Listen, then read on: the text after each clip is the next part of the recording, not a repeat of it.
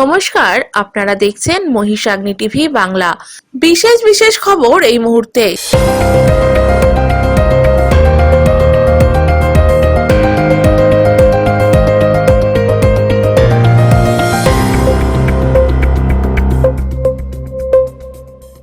নমস্কার, আপনারা দেখছেন মহিষাগ্নি টিভি বাংলা। বিশেষ বিশেষ খবর এই মুহূর্তে। জগৎ মুখার্জি পার্কে মৈত্রী বন্ধন পরিবারের বসন্ত উৎসব। 22শে মার্চ রবিবার কলকাতায় শোভাবাজারে জগৎ মুখার্জি পার্কে অনুষ্ঠিত হল মৈত্রী বন্ধন এর বসন্ত উৎসব উপলক্ষে সমাজ কল্যাণমূলক সৃজনশীল সাংস্কৃতিক অনুষ্ঠান। অনুষ্ঠানের মূল উদ্দেশ্য ছিল নাচ, গান, আবৃত্তি, শ্রুতি নাটক আর তার পাশাপাশি নেই মানুষ, অভাবী মানুষদের মুখে হাসি ফোটানোর ক্ষুদ্র প্রচেষ্টা। এই মৈত্রী বন্ধন হল একটি হোয়াটসঅ্যাপ গ্রুপ, কিন্তু এখানে সবাই গ্রুপের বদলে পরিবার কথাটাই ব্যবহার করে। তার মূল কারণ এখানের সবাই দাদা দিদি ভাই বোন বন্ধুর মধুর সম্পর্ক। এখানের সবাই 50 ঊর্ধ্বে। এই মৈত্রী বন্ধন এর পরিচালন সমিতির 6 জন হলেন যথাক্রমে কানাই লাল মালো, পলি চ্যাটার্জি, শুক্লা মুখার্জি, নীলু নন্দী, মিনতি দে আর প্রশান্ত মুখার্জি। এই অনুষ্ঠানের সভাপতি ছিলেন মৈত্রী বন্ধনের বড়দা নামে পরিচিত সবার বয়োজ্যেষ্ঠ শচীন্দ্রনাথ বিশ্বাস।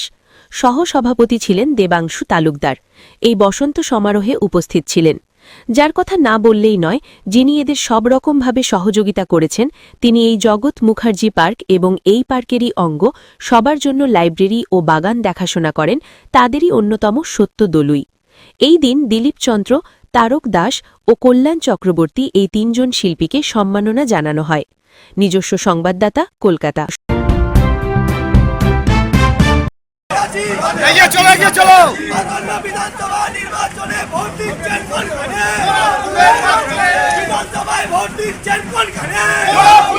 2026-এর বিধানসভা নির্বাচনের প্রার্থীর নাম ঘোষণা হতেই ভোট লড়াইয়ের ময়দানে কোমর বেঁধে জনসংযোগে নেমে পড়েছে বিভিন্ন রাজনৈতিক দলের প্রার্থীরা। বাংলার তথা বাগনানের শান্তি, শৃঙ্খলা, সম্প্রীতি এবং উন্নয়নের ধারাকে অব্যাহত রাখতে চতুর্থবারের জন্য বাগনান কেন্দ্রে মাননীয় মুখ্যমন্ত্রী মমতা বন্দ্যোপাধ্যায়ের স্নেহধন্য শ্রী অরুণাভ সেন রাজা মহাশয়কে পুনরায় বিপুল ভোটে জয়যুক্ত করার আহ্বান জানানো হয়। এই দিনের প্রচারে বাগনানের রাজপথ জনসমুদ্রে পরিণত হয়। এই দিনের জনসংযোগ করার আগে প্রথমেই বাগনান বিধানসভার প্রার্থী অরুণাভ সেন মহাশয় জাগ্রত খালোর কালী মন্দিরে মায়ের কাছে পুজো দিয়ে মায়ের আশীর্বাদ সঙ্গে নিয়ে এলাকার মানুষের ঘরে ঘরে পৌঁছান ভোট প্রার্থনা করতে। 106 নম্বর পার্ট থেকে পায়ে হেঁটেই জনসংযোগ কর্মসূচি পালন করলেন তিনি। এই দিন মোট 5টি পার্টে নির্বাচনী প্রচার চলে। এই দিনের জনসংযোগ থেকে বোঝা যায় লড়াইয়ের আগেই যেন বিজয়ের ঘোষণা। এলাকার মানুষ ফুলের মালা পরিয়ে প্রার্থীকে বরণ করে নেয়। দেখুন, এই যে আমি যে এলাকায় প্রচার করছি, এই এলাকার মানুষের সঙ্গে আমার 365 দিন যোগাযোগ। 365 দিন আমি এই এলাকা থেকে মর্নিং ওয়াকে বেরিয়ে এই এলাকা থেকে হেঁটে হেঁটে যাই, সবাই আমাকে 365 দিন দেখে। এই এলাকার প্রতিটা মানুষ আমার পরিবার, বাগনানের প্রতিটা মানুষই আমার পরিবার। আমি এদের আমার পরিবারের অংশ হিসেবেই দেখি। আমার একটা বৃহত্তম পরিবার, এই বৃহত্তম পরিবারের এরা অংশ।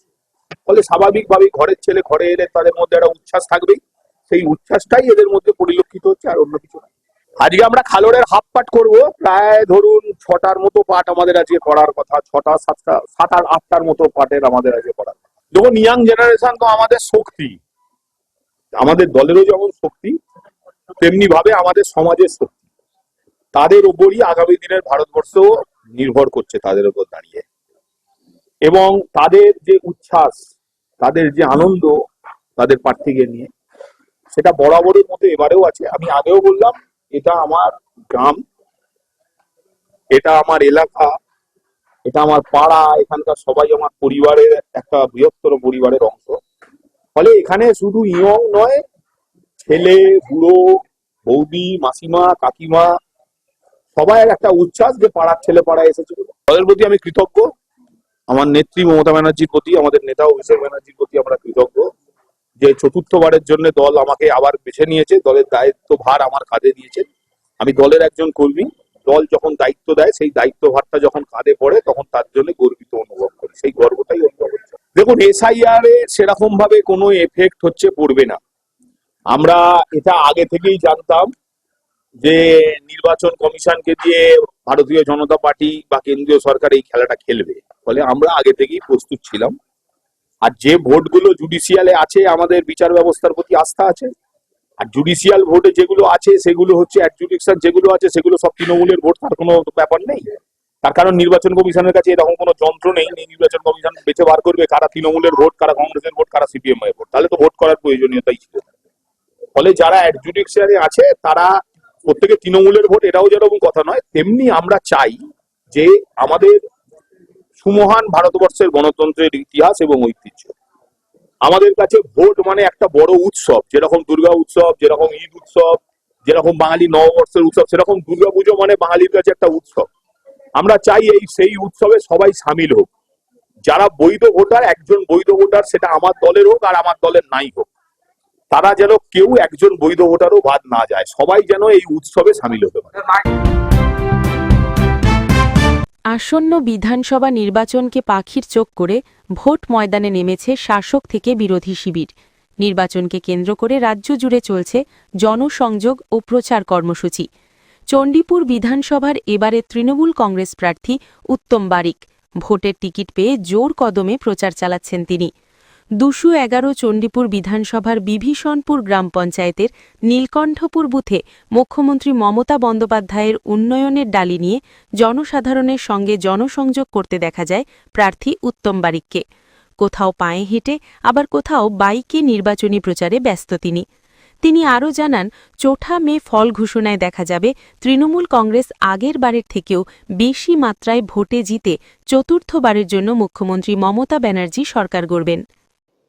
নেত্রী মমতা বন্দ্যোপাধ্যায়ের আশীর্বাদ আছে, বাংলার মামাটি মানুষের সরকারের মাননীয় মুখ্যমন্ত্রী মমতা বন্দ্যোপাধ্যায়ের সহযোগিতায় পূর্ব মেদিনীপুর জেলার ভূতপূর্ব উন্নয়ন হয়েছে। 223টি গ্রাম পঞ্চায়েত, 25টি পঞ্চায়েত ব্লকে। আমরা নিশ্চিতভাবে মানুষের আশা, মানুষের প্রত্যাশা, মানুষের আকাঙ্ক্ষা মতো, মানুষের চাহিদা মতো একের পর এক উন্নয়নের মধ্য দিয়ে আমরা মেদিনীপুর জেলার 16টা বিধানসভাকে এগিয়ে নিয়ে চলেছি। নিশ্চিতভাবে চণ্ডীপুরের মানুষ নেত্রী মমতা বন্দ্যোপাধ্যায়ের প্রতিনিধি হিসাবে আমি প্রতিদ্বন্দ্বিতা করছি আমাদের নেতা সাংসদ অভিষেক বন্দ্যোপাধ্যায়ের সেনাপতিত্বে।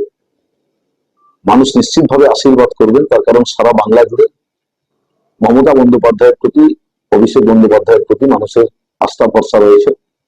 বাংলা তথা বাঙালির জন্য মরণপণ লড়াই করছেন আমাদের নেত্রী এবং নেতা, তার জন্য মানুষ নিশ্চিতভাবে আশীর্বাদ করবেন। আর আমি শুধুমাত্র বিধায়ক নই, পূর্ব মেদিনীপুর জেলা পরিষদের সভাধিপতিও। পূর্ব মেদিনীপুর জেলা পরিষদের সভাধিপতি হিসাবে 16টা বিধানসভাকে উন্নয়নের নিরিখে আমরা দ্রুততার সাথে এগিয়ে নিয়ে চলেছি। এই পথশ্রী 4 রাস্তা, গ্রামীণ রাস্তার বিকাশ হয়েছে, উন্নয়ন হয়েছে প্রায় 750। 223টি গ্রাম পঞ্চায়েতে 750 গ্রামীণ রাস্তার উন্নয়নের কাজ আমরা শুরু করেছি। অনেক রাস্তার কাজ সম্পন্ন হয়েছে, অনেক রাস্তার ওয়ার্করা দিয়ে দেওয়া হয়েছে, কাজ শুরু হবে, উদ্বোধন হয়ে গেছে, আর অনেক রাস্তার কাজ চলছে। তো একইভাবে পূর্ব মেদিনীপুর জেলার মানুষ মামাটি মানুষের সরকারের পক্ষ থেকে মাননীয় মুখ্যমন্ত্রীর সহযোগিতায় অনেক উপকৃত। আমরা মাথা নত করে ভক্তিপূর্ণ শ্রদ্ধা প্রণাম নিবেদন করি মাননীয় মুখ্যমন্ত্রী মমতা বন্দ্যোপাধ্যায়। যাদবপুর বিধানসভা কেন্দ্রে তৃণমূল কংগ্রেস প্রার্থী হলেন দেবব্রত মজুমদার। রবিবার এক বর্ণাঢ্য শোভাযাত্রার মাধ্যমে একাধিক তৃণমূল কংগ্রেসের কর্মী সমর্থকদের সঙ্গে নিয়ে নির্বাচনী প্রচার সারলেন যাদবপুর বিধানসভা কেন্দ্রের তৃণমূল কংগ্রেস প্রার্থী দেবব্রত মজুমদার। এই দিনের নির্বাচনী প্রচার কে দাস কলেজ থেকে কেন্দুয়া মেইন রোড ভায়া আশুতোষ পল্লী হয়ে গাঙ্গুলিবাগান বৈশাখী ক্লাবের রায়পুরে গিয়ে শেষ হয়। তারিখ থেকে প্রচার চালু করেছি, 18 তারিখ থেকেই প্রচার চালু করেছি, ফরমালি সব 19 তারিখ থেকে প্রচার চালু। 101 এরপর এখন আমি মূল কর্মসূচি হলো বাড়ি বাড়ি জনসংখ্যা। আমরা 15 বছর ক্ষমতায় আছি, সুতরাং মানুষের কাছে আমরা কি কাজ করেছি তার জবাবদিহি করার দায়িত্ব আমাদের। সেটা মানুষের কাছে বলছি যে মানুষের উন্নয়নের জন্য কি কি কাজ হয়েছে, যাদবপুরের উন্নয়নের জন্য আমরা কি কি কাজ করেছি সেগুলি মানুষের সাথে। তৃণমূল কংগ্রেসের সরকার আসার পর থেকে বাংলার প্রান্তিক মানুষদের সাথে তৃণমূল কাজ করছে। সে লক্ষ্মীর ভান্ডার দেওয়া হোক, বার্ধক্য ভাতা দেওয়া হোক, বিধবা ভাতা দেওয়া হোক, রূপশ্রী হোক, কন্যাশ্রী হোক, খাদ্যসাথী হোক, স্বাস্থ্যসাথী হোক, প্রত্যেকটি স্তরে প্রান্তিক মানুষকে তার জীবনে স্বাচ্ছন্দ্য দেওয়ার জন্য মমতা বন্দ্যোপাধ্যায় কাজ করে চলেছে। সুতরাং তার ফল, কাজ করলে তার ফল পাওয়া উচিত। এবং আমার 54,000 প্রথমে নাম বাদ দিয়েছিল যারা এসআইআর এর ফর্ম ফিল আপ করেনি। এডুকেশন আলাদা আছে 4,000। কোনো প্রভাব নেই। আমাদের তো দেখুন, মানুষ ভোট দেয়, যাদের নাম বাদ গেছে তারা মূলত যারা এখানে থাকতো না, মারা গেছে তাদের ভোট। আর যাদবপুরে ভোটের পার্সেন্টেজ আমাদের আছে, কারণ এই ভোটটা তো যাদবপুরে ভোটের পার্সেন্টেজও খুব কম হতো আগে, এখন ভোটের পার্সেন্টেজ বেড়ে যাবে। এই সমস্ত প্রতিদ্বন্দ্বীদের প্রতি আমার সম্মান আছে, তাদেরকে আমি শুভকামনা জানাই। আমার লড়াই কোনো ব্যক্তির বিরুদ্ধে না, লড়াই হলো নীতি আদর্শের জন্য। আর নির্বাচন আমার দলের বক্তব্য মানুষের কাছে তুলে ধরার সুযোগ দেয়। সুতরাং আমি আমার দলের বক্তব্যকে, যেটা পজিটিভ বক্তব্য, সেটা তুলে ধরার চেষ্টা করছি। মানুষ বিচার করবে। কেন কোনো প্রতিদ্বন্দ্বীকে, আমি আগেই বললাম, নির্বাচন কেবলমাত্র প্রতিপক্ষকে হালকা জোরে নেওয়ার ব্যাপার নয়। নির্বাচনে আমার দলের বক্তব্যকেও তো মানুষের কাছে তুলে ধরার প্রয়োজন। আমরা কি করেছি? মানুষ 5 বছর আমাকে বিধায়ক হিসেবে পেয়েছি, তো মানুষের কাছে আমার বলতে হচ্ছে আমি কি করতে পেরেছি, কি করতে পারিনি, কেন পেরেছি, কেন পারিনি, সেসবই আমি জবাবদিহি করছি। দেখুন, যাদবপুরে মানুষের, যখন আমি প্রথমবার বিধানসভায় নির্বাচনে লড়েছিলাম, আমাদের সবার দাবি ছিল পরিশ্রুত পানীয় জল। তো অনেকগুলো আমরা ভূগর্ভস্থ রিজার্ভারের কাজ সম্পূর্ণ করেছি, সেসব এলাকায় মানুষ জল পাচ্ছে। এই মুহূর্তে 9-10টা ভূগর্ভস্থ পানীয় জলের জন্য রিজার্ভারের কাজ চলছে। যেমন 99 আছে, 103 আছে, 106 আছে, 109 আছে, বিভিন্ন জায়গায় এই কাজগুলো, কোনোটা প্রায় সম্পূর্ণ পথে, এই 2-3 মাসের মধ্যেই চালু হওয়া যাবে, আবার কোনোটা হয়তো 5-6 মাস লাগবে। তো আমার প্রথম কাজ হলো নির্বাচনে জেতার পর সেই কাজগুলোকে সম্পূর্ণ করা, যেগুলো আমি শুরু করেছি। যাদবপুরের প্রায় সবকটা জলাধারকে আমরা নতুন করে রূপ দিয়েছি, জলাধারগুলোকে সংরক্ষণ করেছি, পরিবেশ বান্ধব করে তুলেছি। পার্ক গুলো দেখবেন যাদবপুরে সুন্দর হয়েছে। যাদবপুরে আমি যেহেতু কলকাতা পুরসভারও সলিড ওয়েস্ট ম্যানেজমেন্ট ডিপার্টমেন্টের MIC, যাদবপুরে খোলা ভ্যাট আমরা তুলে দিয়েছি, সব জায়গায় কম্প্যাক্টার স্টেশন বসেছে।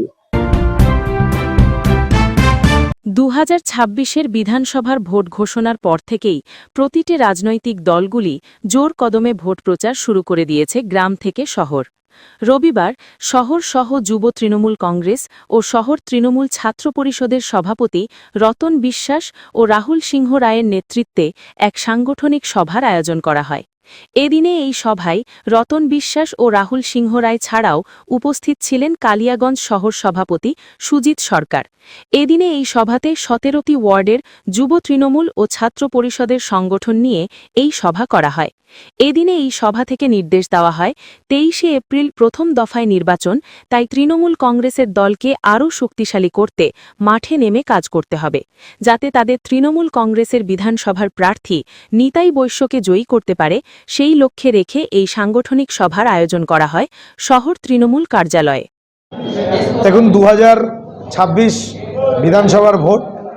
আজকে আমরা শহর তৃণমূল কংগ্রেস পার্টি অফিসে ভাইস প্রেসিডেন্ট আমাদের যুবর রতন বিশ্বাস এবং আমাদের ছাত্রের রাহুলকে নিয়ে 14টা ওয়ার্ডের, আমাদের 17টা ওয়ার্ডের ছাত্র যুবর যে শক্তিশালী সংগঠন, সেই সংগঠনকে নিয়ে আগামী দিনে ছাত্র যুবর কি কর্মকাণ্ড হবে, আমাদের প্রার্থী নিতাই বৈশ্য মহাশয়কে জিতানোর জন্য কিভাবে আগাতে হবে, কিভাবে ওয়ার্ডের ভোট আমরা মানুষের কাছে পৌঁছাবো, কর্মকাণ্ড কার্যকলাপ কি হবে, তার একটা বিশ্লেষণ, তার আলোচনা আমরা করে নিলাম, যাতে আগামী দিনে আমাদের ভোট করতে সবচেয়ে সুবিধা হয়।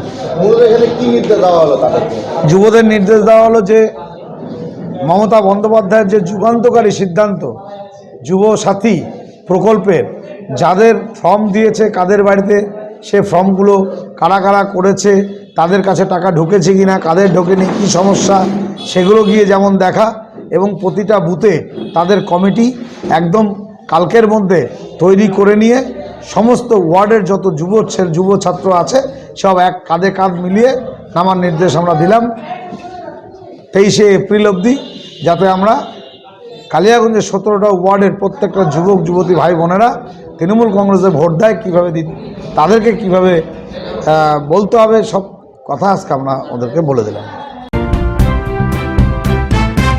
গ্যাস সিলিন্ডার না পাওয়ায় ক্ষোভে ফেটে পড়লেন গ্রাহকরা।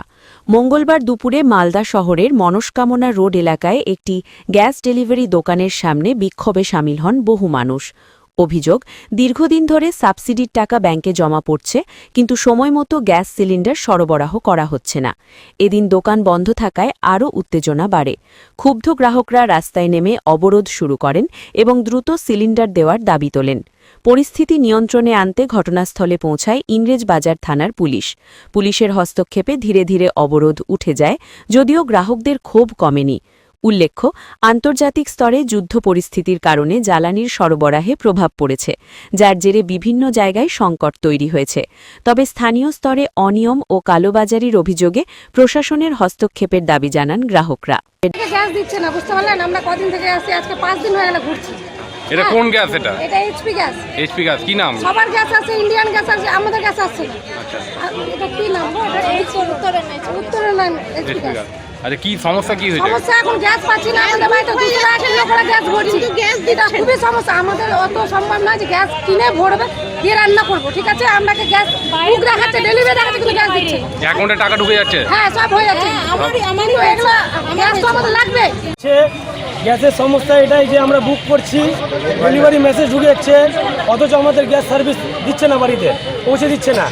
অনেকের টাকা ঢুকে গেছে, তবুও পৌঁছাচ্ছে না। অনেকে বিভিন্ন রকম কাজ করে, সেই কাজ বন্ধ করে এসে 2 ঘন্টা 3 ঘন্টা 4 ঘন্টা করে নষ্ট হচ্ছে, অথচ গ্যাস দিচ্ছে না। প্লাস প্রতিদিন নষ্ট হচ্ছে, 3 দিন 4 দিন ধরে অফিস খুলছে না। এইভাবে তো চলা যায় না। প্রত্যেকের বাড়িতেই কারো বাড়িতে 2 মাসের শিশু বাচ্চা আছে, যার হয়তো জল গরম করে খাওয়ার ব্যবস্থা করতে হবে। ওই সব বাড়ি কীভাবে চলবে? আজকে আমাদের বাড়িতে 1.5 মাস আগে বুক করা হয়েছিল, সেই গ্যাসটা ডেলিভারি করা হয়নি। তারপরে এখানে বুকিং নাম্বার চেঞ্জ করা হয়েছে, কারণ মেসেজ যায়নি বুকিং নাম্বারের। যে বুকিং নাম্বার এখন আপনারা কি করেছেন? আমরা বুক করে এখন যে অবরোধ করেছি তার একটাই কারণ, যে অফিস যদি খোলা না থাকে আমরা কাকে কি বলবো? বন্ধ আছে উত্তরণ গ্যাস সার্ভিস এইচপি। তো এই অফিসটা খোলা হোক, তারপরে আমরা কথা বলতে পারবো আমাদের গ্যাস পাবো কি না, আদৌ কি হবে সেটা তো জানতে পারবো। এবার প্রতিদিন যদি ঘুরে যাই দাদা, আমাদের সংসার চলবে কি করে? গ্যাসের সমস্যায় ভুগছি, তার মধ্যে আবার আমরাই ইনকাম করি, আমাদেরই সংসার চলে। বসিরহাট মহকুমার হাড়োয়া থানার সোনাপুকুর শঙ্করপুর গ্রাম পঞ্চায়েতের নপাড়া এলাকার সক্রিয় তৃণমূলের কর্মী মুজিবর মোল্লার বাড়ি থেকে 22টি তাজা বোমা উদ্ধার করল হাড়োয়া থানার পুলিশ। গোপন সূত্রে খবর পেয়ে হাড়োয়া থানার পুলিশ মঙ্গলবার সকালে ওই তৃণমূলের সক্রিয় কর্মী মুজিবর মোল্লার বাড়িতে হানা দেয়, সেখান থেকে 22টি বোমা উদ্ধার করে। পুলিশ সূত্রে জানা যায়, তার বাড়িতেই এই বোমা মজুত করে রাখা ছিল। পুলিশের প্রাথমিক অনুমান, ওই বাড়ির ভিতরেই বোমা তৈরি করা হয়েছিল। তার বাড়ির ভেতরে বোমা তৈরির মশলা রয়েছে বলে প্রাথমিক অনুমান পুলিশের। বোম স্কোয়াডে খবর দেওয়া হয়েছে। বোম স্কোয়াডের কর্মী ও আধিকারিকরা এসে ঘটনার তল্লাশি চালাবে বলে জানা গেছে হাড়োয়া থানার পুলিশ সূত্রে। ভোটের মুখে মজুত করা বোমা কী কাজে ব্যবহার করা হতো তা জানতে জোর তদন্ত শুরু করেছে তদন্তকারী অফিসাররা। বাড়িটা হচ্ছে মুজিবর মোল্লার বাড়ি। পুলিশ, আমি তো সকালবেলা এসে শুনলাম যে এরকম পুলিশ নাকি রাত্রে এখান থেকে বোমা উদ্ধার করেছে। কতগুলো বোমা? বললো 30-35টা বোমা উদ্ধার করেছে। না আরো আছে মনে হয়, কি জানি না। তো পুলিশ এখন তো বাড়িতে ঘুরে রেখেছে, কারণ ঢুকতে দেয় না। দেখুন, তৃণমূল কংগ্রেসের আমলে পশ্চিমবঙ্গে বোমা তৈরি কুটির শিল্পের রূপ নিয়েছে। এখানে নির্বাচনের আগে তৃণমূল কংগ্রেসের নেতা কর্মীদের বাড়িতে কয়েকটি বোমা পাওয়া যাওয়া অতি স্বাভাবিক ঘটনা, কারণ তারা নির্বাচন মানেই জানে যে সন্ত্রাস এবং মানুষকে ভয় দেখানো। তবে এবার নির্বাচন কমিশন যথেষ্ট সতর্ক রয়েছে। নির্বাচন কমিশনকে অনুরোধ করব যে তারা আরো বেশি সতর্কতার সহিত এই ধরনের দুষ্কৃতীদের দমনের চেষ্টা যেন করেন এবং সাধারণ মানুষ তারা যেন নির্ভয়ে ভোট দিতে পারে। বসিরহাট ভোটযুদ্ধে বোল্ড আউট হবেন রেখা পাত্র। হিঙ্গলগঞ্জের বিজেপি প্রার্থী রেখা পাত্র ক্রিকেট খেলা প্রসঙ্গে এমনই মন্তব্য করলেন হিঙ্গলগঞ্জের তৃণমূল প্রার্থী আনন্দ সরকার। প্রসঙ্গত নির্বাচনী প্রচারে বেরিয়ে ব্যাট হাতে ক্রিকেট খেলতে নেমে পড়েছিলেন হিঙ্গলগঞ্জের বিজেপি প্রার্থী রেখা পাত্র। সেই ছবি ভাইরাল হয় বিভিন্ন সামাজিক মাধ্যম থেকে শুরু করে বিভিন্ন সংবাদ মাধ্যমে। অপরদিকে রেখা পাত্রের বিরুদ্ধে সরব হন তার দলের নেতারাই। তাকে প্রার্থী হিসেবে না পছন্দ হিঙ্গলগঞ্জের বিজেপি নেতা, কর্মী ও সমর্থকদের। এই প্রসঙ্গে তৃণমূল প্রার্থী আনন্দ সরকার বলেন, ওটা ওদের দলীয় ব্যাপার, তবে বিজেপির মধ্যে এই ধরনের কোন্দল লেগেই রয়েছে। এটা তো ভোটযুদ্ধ, মানুষের দুয়ারে যেতে হবে, মানুষের আশীর্বাদ নিতে হবে। এখন উনি ক্রিকেট খেলছেন, উনি ক্রিকেট মাঠে বোল্ড আউট হওয়ার জন্যই ব্যাট ধরেছেন। কর্মীদের কাছে একটাই আবেদন রাখলাম, নিজ নিজ বুথে সে হচ্ছে আমাদের লড়াকু সৈনিক যারা আছে তারা দায়িত্ব নিয়ে তাদের বুথে যতটুকু যা ব্যবস্থা করা যায়, নির্বাচন প্রক্রিয়া যেভাবে চালানো যায়, সমস্ত কর্মীদেরকে ডেকে নিয়ে বৈঠক করে তারা তাদের আগামী দিনের ভোট প্রক্রিয়া এগিয়ে নিয়ে যাবে। 65 দিন মাঠে থাকি, তৃণমূল কংগ্রেসের সৈনিক যারা আছে সাধারণ মানুষের পাশে থাকে, সুখ দুঃখের ভাগিদার হয়, এটা তাদের অন্তঃকলহের ব্যাপার। এটা নিয়ে আমরা খুব আনন্দিতও না, খুব গর্বিতও না। তবে আমি মনে করি না এটা কোনো কঠিন কাজ, কারণ বাদুড়িয়া বলুন, হিঙ্গলগঞ্জ বলুন, এই জেলার মাটি তৃণমূল কংগ্রেসের দুর্ভেদ্য ঘাঁটি। আমরা 365 দিন মাঠে খেলা লোক আছি এবং আমাদের মাথার উপরে মমতা বন্দ্যোপাধ্যায় আছেন, আমাদের সেনাপতি অভিষেক বন্দ্যোপাধ্যায় আছেন। আমরা বহিরাগত নই, সুতরাং এই মাটি আমাদের কাছে তৈরি আছে। মানুষের সাথে থাকাটাই হচ্ছে আমাদের কর্তব্য। আগামী দিন এই জেলার 67টি আসনেই আমরা।